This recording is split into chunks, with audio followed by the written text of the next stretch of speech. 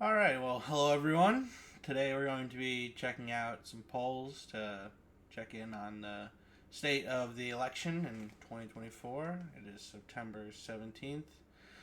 And first of all, we're going to be looking at the favorability ratings of each candidate. And right now, I think it's a pretty significant day for Kamala Harris, considering she just crossed into the favorable column for the first time since July 2021. So she's taken a pretty unique path to favorability, considering most, known politicians start once elected in the favorable column and just fall off and then stay unfavorable. Yet, since she decided to run in place of Joe Biden, she's taken a 17-point lead, which is a pretty or not lead, but 17-point change shift. Yeah. And she's now favorable by point 0.1 for the first time in 3 years, which is pretty significant. But checking some polls out, we have the most recent morning consult poll at +7. Big Village released several polls at 8, 6, 7. These are some pretty significant numbers, much more than where her average is. But if you check her recent average, just average of polls, there's two back in early September-ish, I guess. I guess not really, that's last week. Where she was unfavorable. Then early September, the New York Times Siena College. These are some of the best polls in the country. Have her -4, -5. So, but outside of those, they're pretty significantly weighted the other way. So, right now, I think she's running a fine campaign. At least her favorability would have you think so. And to compare that to Trump, who has been stuck in the low 40s favorable range and just peaking, actually 43 right now for the first time in a long time, or around that. But he's still -10 almost in the most recent polls, and if not worse in some of them. But that's typical Trump. His base sticks around 40%. So nothing new there. It's been bad up to 18, almost 20%. But right now he's typically where you'd expect him to be. So let's move on to some general polls. Kamala Harris sitting around a 3-point lead, which is pretty much where she has to be on election night if she wants to win. Democrats just need to bake in about 3 extra points to any victory of theirs just to win the key battleground states that we'll get to shortly.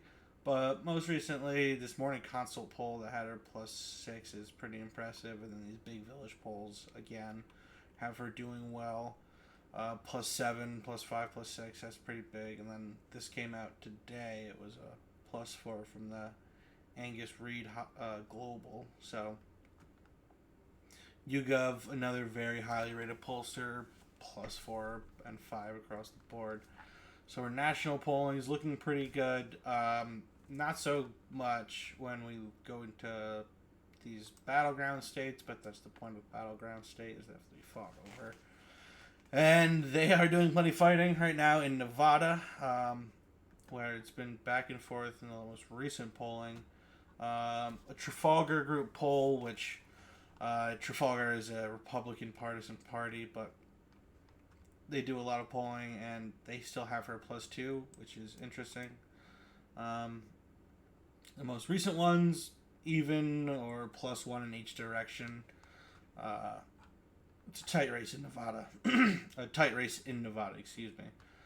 These morning consult polls that came out in late August had her taking a slight lead, but since then it's been pretty much neck and neck.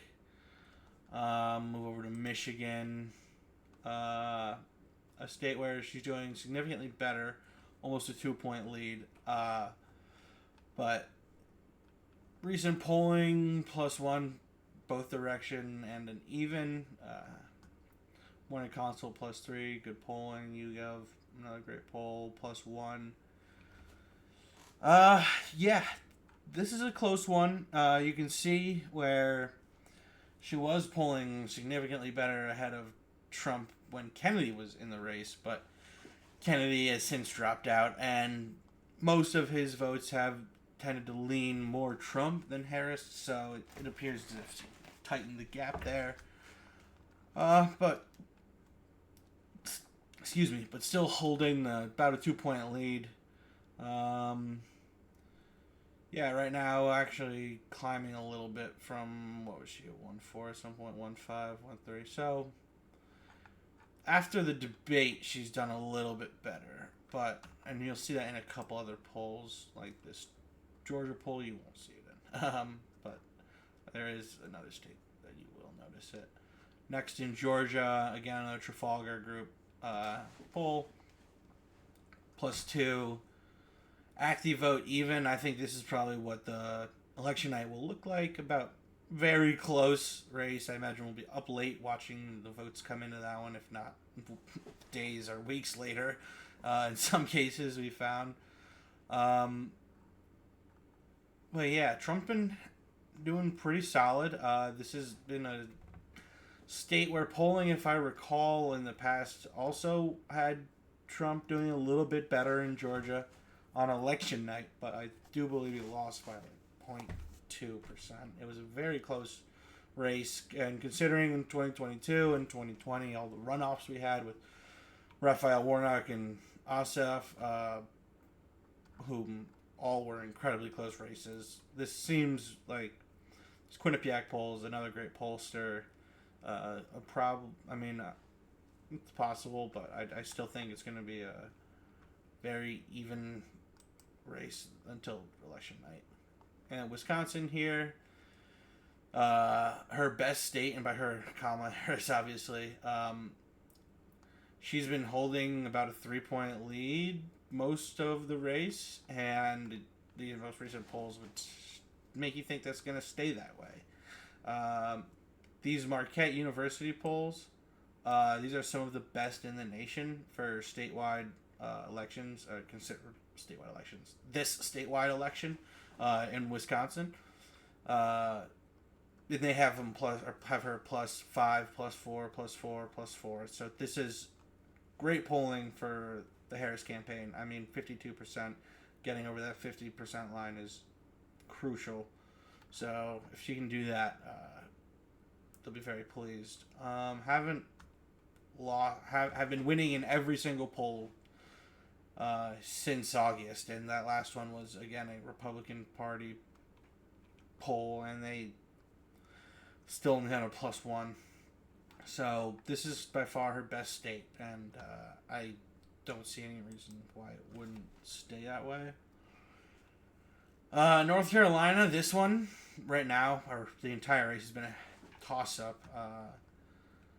There was some polls that came out by Quinnipiac and Redfield that had Harris up by several points. And then two more Republican pollsters released their polls. So if you've noticed, there's been a lot more Republican polls than there have been the Democrats-based poll. But it kind of makes it feel like some of these are a little bit more lopsided than they should be, weighted towards Republicans. But that's a campaign strategy on its own. So, but yeah, this American Greatness, you're gonna see them. They released a bunch of polls in an upcoming state, I believe, and I'm not sure how I feel about them. I looked into them, and they weren't exactly. I couldn't tell if they were highly rated or not.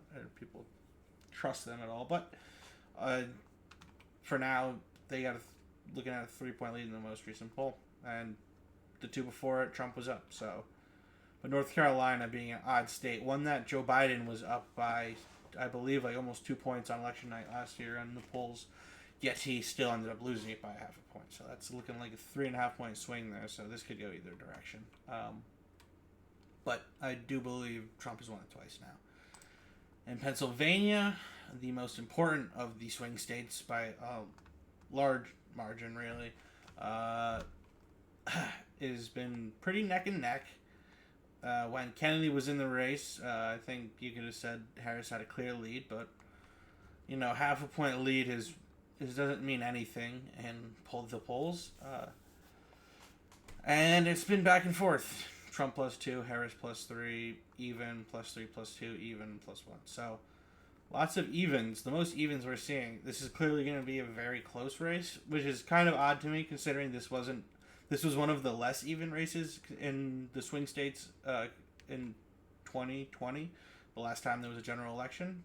But it appears as if Donald Trump has tightened it up a little bit. Let's see. Morning Consult got him at +3. Suffolk University, pretty good polls. Is there a YouGov here? No. Morning Consult back in late August had her doing very well. But other than that, it seems as if this is going to be a much tighter race than probably either party would like. I'm pretty sure they would both like to win this by 5 points and just walk into the White House. But it's not going to be the case. And then here in Arizona, there's another nail biter. A lot of these races are very close. And Trump doing very well in a lot of these polls. Even in 4, and then this is an American greatness. This is what I was talking about. But these Trump +2 in Trafalgar, of course, Redfield, Wilton Strategies +1, +2, Morning Consult. That's a quality poll that has him winning +2, and I mean he's up half a point. Arizona is pretty important. If Trump can win Arizona and Pennsylvania, I believe he will win the election. But if Pennsylvania goes to Kamala, I'm pretty sure she just outright wins. And doesn't matter, Arizona, North Carolina, or Georgia, or maybe Nevada. I'm pretty sure she strictly needs Michigan, Wisconsin, Pennsylvania, and then she can lose several other states, which is just good for the Democrats. But it's going to be tough to defend all 7 of these, one of which she did not win last election, being North Carolina, which if this flips, then there's 0 chance Republicans win. So I know that Democrats are keeping their eye here to try and flip this, knowing that if this goes, probably the rest of the country is going also. And what do we have here? National poll. Let's take a look at this generic poll for Congress. And one that's, gone back and forth plenty since April. I mean, geez, what is that? 1, 2, 3, 4. How many? This has gone back and forth. But something clearly happened where, there's right here, the end of August, I can't recall exactly, but we got now like a full 2-point split in the Democrats' favor. So that's pretty significant. I do believe the Senate will go red, and I have a toss-up in my head, really, about whether the House is going to go red or blue. It's very possible it goes both ways, but I think the Senate, the Republicans pick up like a seat or 2, unless, who is it? Tim Ryan can hold his seat. I don't think that. And the governor, or not governor, senator in Ohio, I can't remember his name. I believe he was up for re-election. But other than that, that's my just quick little September 9th review of the election as it stands today. In the most important states, there's Texas, Florida, Ohio, I guess. Those are all pretty, big states, but those are all going to go red. I pretty much guarantee it. Texas trending blue. Don't have the margins they need to flip it this year, I believe. Florida and Ohio are gone. Those aren't states where Democrats should really even bother running anymore. Or not running, but wasting their money on advertising. But I would think maybe they should keep it up in Texas. Try and keep that trend blue, but I don't see it happening this time around. Well, alrighty, everyone. I hope you all had a great day. Thanks.